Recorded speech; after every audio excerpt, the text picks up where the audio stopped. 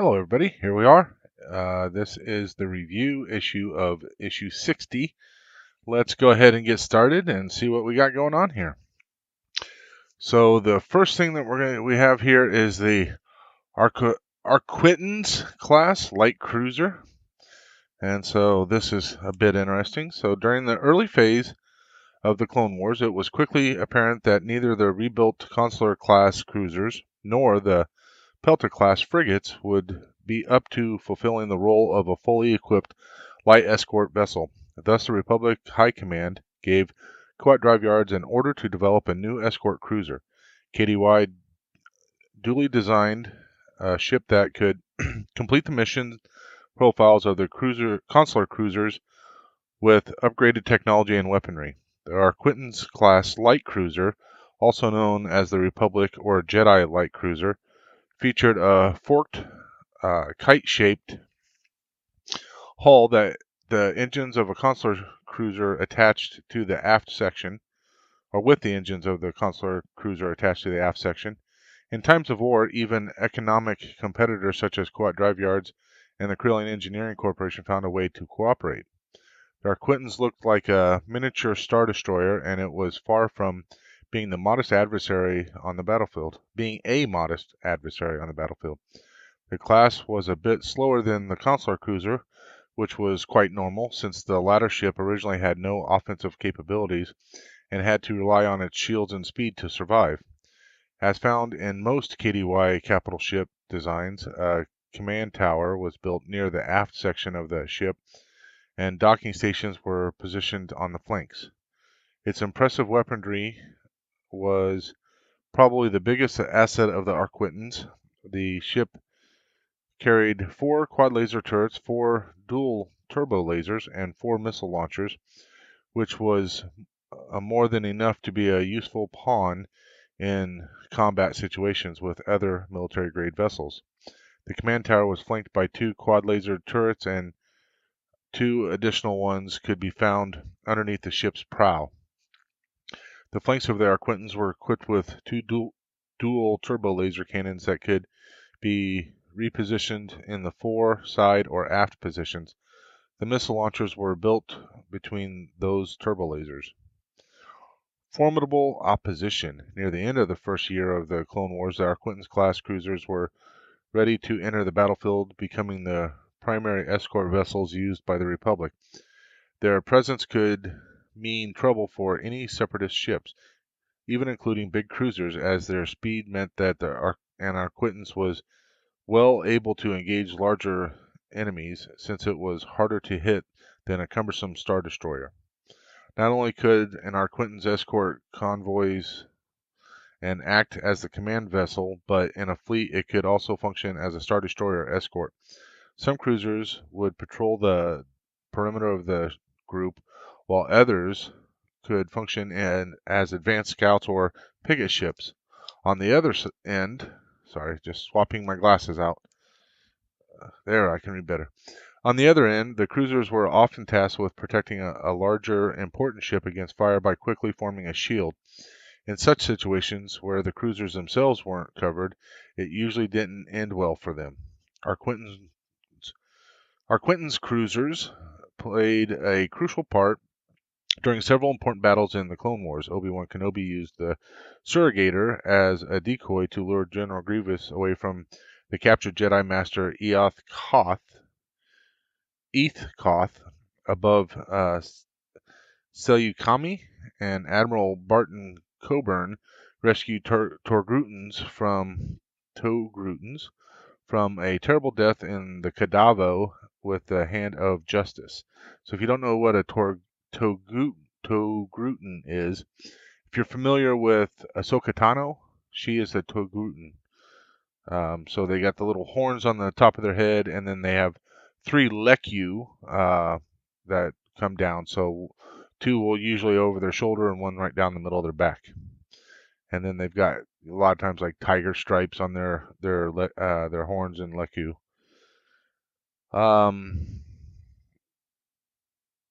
Several cruisers were also part of the fleet that protected the vital Camino system, but in spite of their excellent performance, it wasn't really a pleasure to serve on an Arquitens cruiser. The bridge and life-supported sections of the ship were very dark, and had low ceilings and cramped corridors. Imperial communication vessel. Such was the success of the Arquitens cruisers that the Galactic Empire continued to use them. When the Imperial fleet was reaching its full strength, they were mostly deployed as communication vessels to relay messages and transmissions from planets in more remote regions of the galaxy with little or no holonet access, until an Imperial communication tower or station had been established on the planet. These cruisers were retrofitted with additional equipment, and a bay was added to the forward split prong to enable shuttles to dock with the ship. So I'm sure that they would have painted them because the Empire had all gray, and they would have made sure that the red was all gone. That was more of a sign from the Republic as opposed to the Empire. Small crew. These ships had a crew of 7, consisting of 2 pilots, 2 gunners, 2 communications scanning officers, and the captain. A hallway led to the bridge in the command tower, which wasn't much larger than any other quarters in the vessel. Scanners and computer consoles could be found on each side of the door, and stairs led to the pilot and gunner stations. So it was very cramped in there. I don't know, like, who's in the rest of it. I'm sure they would, like, yeah, that's the crew, but I'm sure they'd have engineers and all that kind of stuff for maintenance and that kind of stuff. Lothal Rebellion. Infiltrating the Telstar. Grand Moff Tarkin destroyed the Imperial communication tower on Lothal. The rebels discovered that the Empire was using an Arquitens cruiser to relay messages until the network was restored. Chopper, repainted as an Imperial astromech, used the opportunity to infiltrate the Telstar above Lothal. His mission was to seek out where the Empire had taken the captive Kanan Jarrus. Although the crew noticed that the droid was copying unauthorized information, Chopper was able to make a hasty exit by opening the starboard docking bay. The experienced crew of the Ghost was careful in engaging the Telstar and only performed a few strafing runs to buy Chopper time to escape with the information on the whereabouts of Spectre 1. Again, if you haven't watched Rebels, you definitely need to. Very good show. Naming the ship. The Arquitens-Class Light Cruiser was a new design created for the Clone Wars animated television series. It made its debut during the 2010 in Grievous Intrigue, the 9th episode of the 2nd season of the show, and went on to appear in many more episodes. The Arquitens played an important part in some of them, such as Escape from Kadavo, but the ship didn't get its proper name until the publication of Star Wars The Clone Wars Official Episode Guide Series 1 and 2, more than half a year after it had been seen on screen. The Arquitens was also featured in Star Wars Rebels, where it appeared for the first time in Rebel Resolve, Episode 12 of the first season. The cramped layout of the command bridge was kept the same as in the Clone Wars. So there you go. Pretty cool. All right, Umbara the Shadow World. Give me 1 second here. Need to get a little bit of a drink.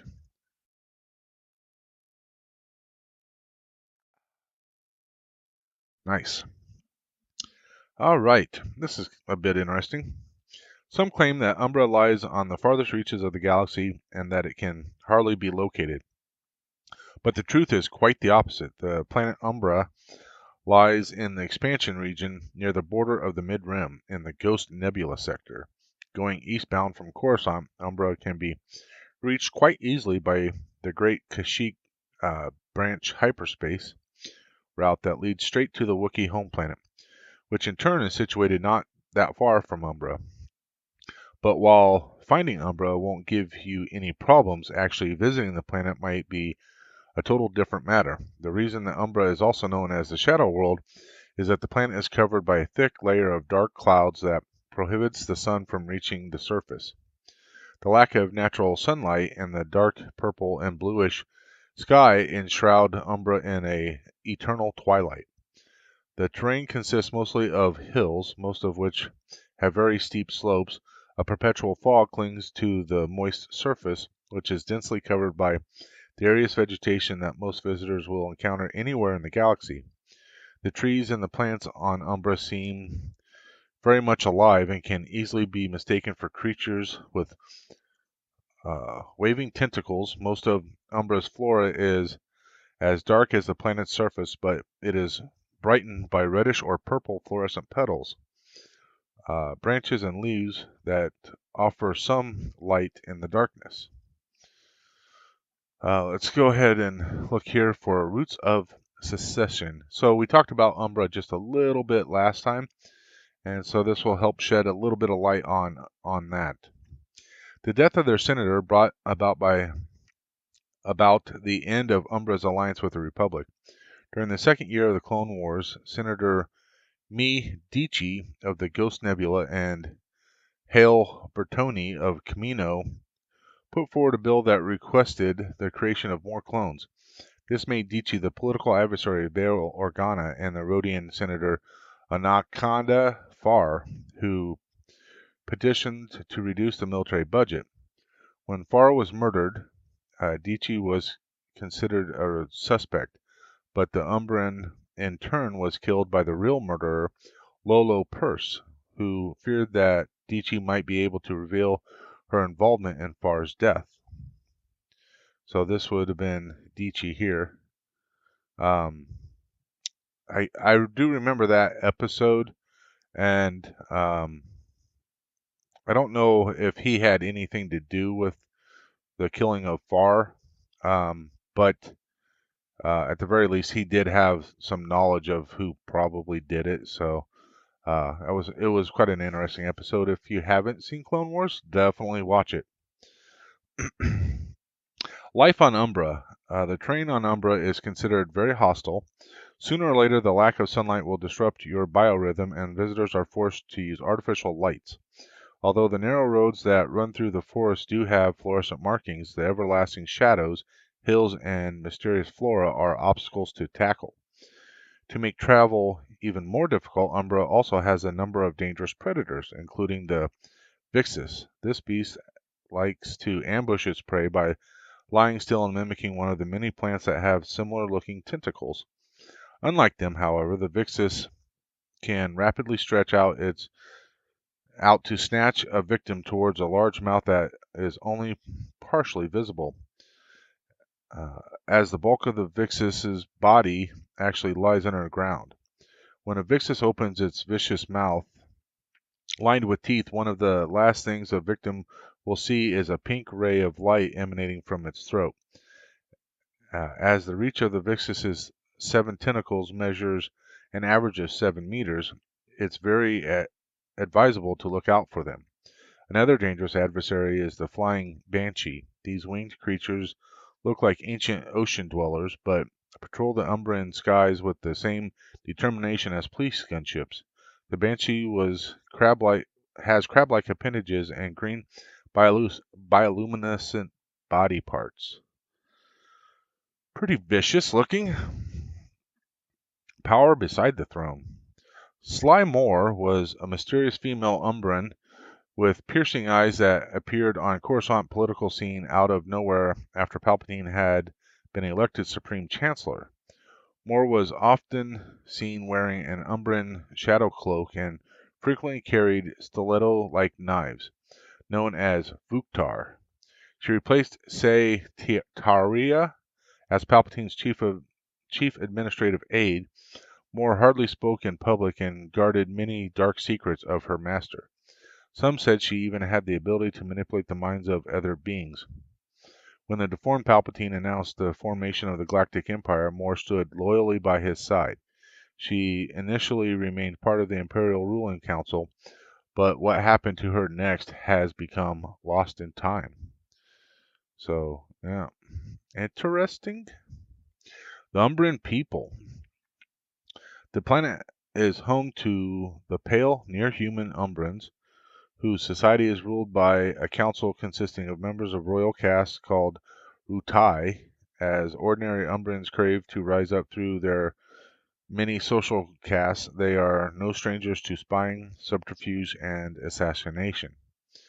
Despite being members of the Galactic Republic for centuries, Umbrans were considered a suspicious people and objects of fear and distrust, although Supreme Chancellor Palpatine's own aide was one of their kin. And that's who we just talked about over here.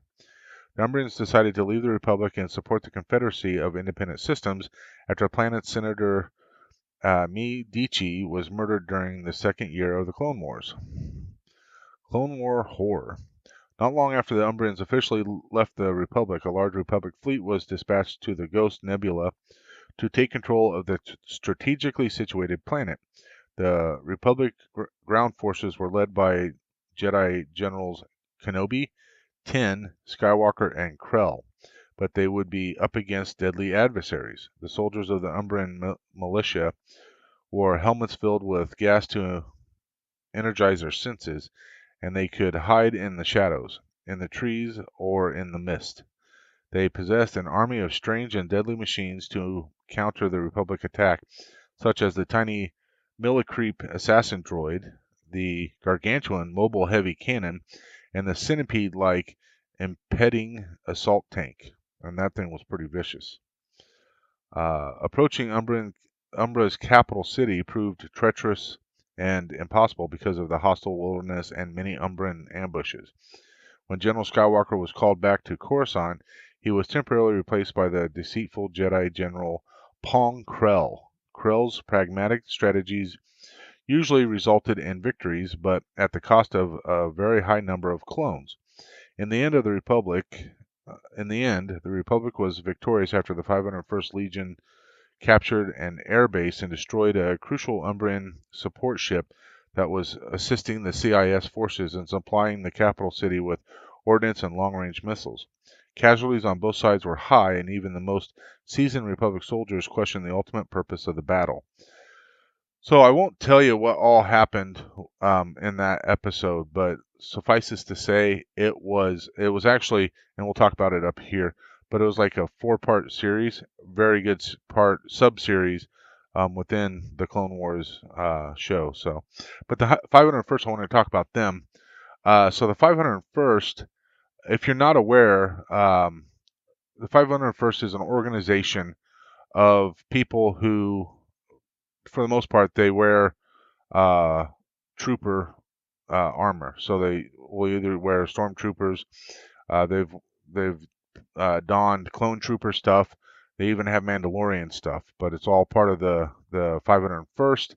They have different chapters all around the country and Canada, maybe even around the world. I'm not sure, but they do a lot of charity type stuff. So they do a lot of they show up at a lot of different functions to help raise donations and that kind of stuff. And they've even been called on by Lucasfilm as extras when they needed additional stormtroopers. Most recently, specifically for The Mandalorian, when at the end of season 1 they needed an additional group of stormtroopers.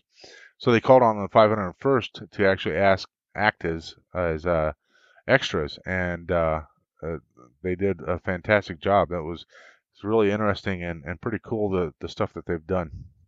And they are the de facto experts when it comes to making your own stormtrooper, clone trooper type armor.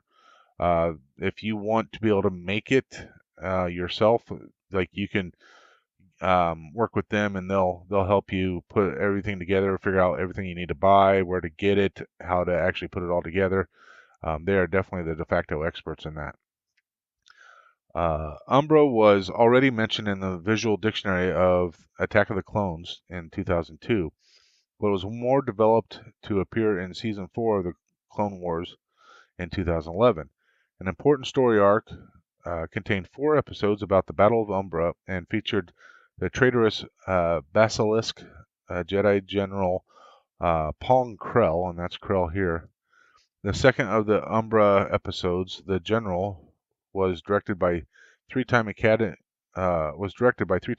Award winner Walter Murch. Murch, an old friend of and colleague of George Lucas, is a much respected sound designer, editor, and director. Murch worked with Lucas on THX 1138 and American Graffiti. So 1138, if you're not aware, Every movie that George Lucas has done, from what I understand anyway, uh, 1138 has shown up in there as kind of like an Easter egg. So that number is very important to George Lucas for some reason, and mostly because THX 1138 was like his first movie he ever actually did. I believe he did it in college, if I recall. Um, later he directed Return to Oz in 1985 and edited Captain EO. It was during a visit to the set of Return to Oz that George Lucas met producer Rick McCallum, who would eventually produce the 3 Star Wars prequels. So, pretty cool. All right, so here we are, and we're going to talk about docking rings. This is pretty important, probably because at some point we're going to be putting ours together. Um, the agreement that introduced the galactic standard for docking rings installed on diverse range of starships was seemingly small technical detail that made a vast difference to countless travelers and traders. It means that spacers can travel as far across the galaxy as they like and be almost guaranteed to be able to dock with whatever starship and facilities they meet. Without matching docking rings, it would be unimaginably harder to facilitate trade with other beings, transship passengers, or obtain fresh food and fuel for the long trip home. Types of installation. Docking rings are installed in almost all classes of starships from the size of a light freighter up and are all but universal in larger vessels, but medium transports and corvettes from sorry, and large vessels, from medium transports and corvettes through to the largest capital ships. Most starfighters are, of course, too small to be fitted with standard docking rings. And as most are only large enough to carry a single pilot and astromech, there's no room to host visitors from other ships and facilities. But it is not unheard of to find docking rings aboard some of the larger makes and models of fighters. Docking with the Falcon. Let's cover this real quick and we'll move on from there. Like other YT-1300s, the Falcon can dock on either port or starboard side. Although the starboard docking ring is preferred, standard docking procedure is to line up the approach run using the ship's thrusters to bring it sideways on towards the target docking ring, bleeding off speed so it covers the last few meters at a crawl. The final approach is controlled by automatic sensors that ensure the 2 docking rings meet up in perfect alignment, allowing the magnetic couplings to lock on each other and form an airtight seal. So there you go, there's that. There are 2 main parts of the docking ring. The outer circular housing is designed to enable all suitable equipped starships to couple with the docking rings on other ships and facilities. The fact that it is circular means that the rings can be in any alignment and still form a tight seal. This is accomplished through the use of external magnetic couplings built into the docking ring mechanism. Once the 2 docking rings are joined, the second part can be used. This is the sealed hatch in the center of the ring, which forms the ship's outer airlock. The outer airlock door. The larger ship, the more likely is to have the multiple docking rings. The larger the ship, learn to read. The larger the ship, the more likely it is to have multiple docking rings, making it vitally important to confirm your coupling site before latching on. It is also essential to ensure that you breathe the same atmosphere as your destination, or else docking could be potentially fatal. Space stations usually have multiple docking rings. On some more luxurious high-end spaceports, the docking rings are fitted to the end of transparent steel passenger gantries, which are designed to impress new arrivals and show off the facility in all its technological glory. YT-1300 docking rings. Years of shipbuilding experience meant that the Carillion Engineering Corporation understood the practical needs of their customers. While the internal configuration of the YT-1300 is to another can differ vastly. The designers included 2 docking rings in the standard layout of the ship to give the maximum flexibility when loading and unloading a cargo. One docking ring is installed on the end of the starboard corridor, and the other is fitted diametrically opposite. Many YT-1300 pilots prefer to use the starboard ring whenever possible, as the approach is in direct sight from the cockpit. This makes docking marginally simpler, although the actual hookup is largely automatic. Han Solo and Chewbacca also favor the Falcon's starboard docking ring for transferring cargo, equipment, and even passengers, because it has a larger airlock. The port docking ring is, of course, the same size as the starboard counterpart, but thanks to the inclusion of a dorsal hatch in the ceiling and universal docking hatch in the floor, the airlock is much smaller than the starboard one. Very, very interesting and important. Real life standards, so this is pretty cool. The International Space Station is being fitted with new universal docking adapters. This move will pave the way for Boeing's CST-100 Starliner and SpaceX's Crew Dragon spacecraft to venture to the station, followed by many more ships that are only at the concept stage and have yet to be dreamt of. The docking adapters are being built by the U.S. aerospace giant Boeing to an internationally agreed standard, with their overall dimensions being 42 inches tall and 63 inches wide. Although docking systems have existed for a long time, the new adapters are much more complicated than previous designs, using an array of lasers and sensors to enable automatic alignment and connection. The adapters also include fittings that allow power and data to be transferred from the station to the visiting spacecraft. The first spacewalks to prepare the station for the addition of the new adapters took place in early 2015. So odds are they've already got those adapters in place, which is pretty cool. Especially since like SpaceX has been flying, and I believe they've been taking supplies and stuff up to uh, the International Space Station. So it'd be pretty important that they'd have that in place. So that is everything for issue 60. Again, issue 61 will be next, and looks like we're going to have some more framework, a rib, and another piece of hull plating here. So we'll see how that comes together. See if we put these 2 pieces of framework on now, or if we wait for more pieces. Also keep in mind that we do have the parts for the other gun turret seat and area, so maybe we'll be doing that. I don't know yet. But also be on the lookout for this upcoming weekend, where more than likely I'll be doing the stream if I don't figure out a different time to do it.